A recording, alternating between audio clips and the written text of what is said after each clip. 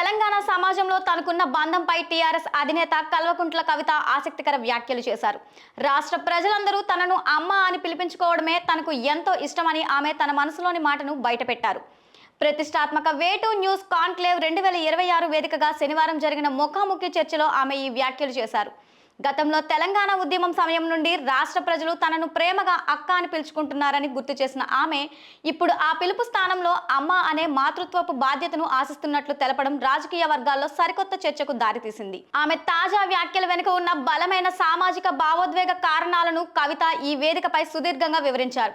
ఒక కుటుంబంలో సోదరి బాధ్యత అనేది కొంత పరిమితి వరకే ఉంటుంది. కానీ ఒక తల్లి అలా కాదు. తన ప్రాణాన్ని సైతం పణంగా పెట్టి రాత్రింబవలు కుటుంబ శ్రేయస్సు కోసం నిరంతరం శ్రమిస్తుంది అని కవిత వ్యాఖ్యానించారు.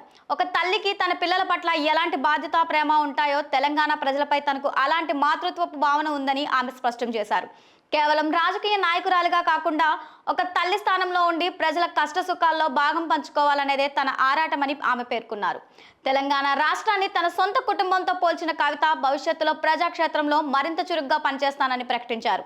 రేపు నా సొంత ఇంట్లో ఏదైనా సమస్య లేదా ఇబ్బంది వస్తే ఒక తల్లిగా నేను ఎలాగైతే తల్లడిల్లిపోతానో అలాగే తక్షణమే రియాక్ట్ అవుతానో, తెలంగాణ రాష్ట్రంలో ఏ మూల ఏ ఒక్క పౌరుడికి ఇబ్బంది వచ్చినా నేను అదే విధంగా స్పందిస్తాను అని కవిత స్పష్టం చేశారు.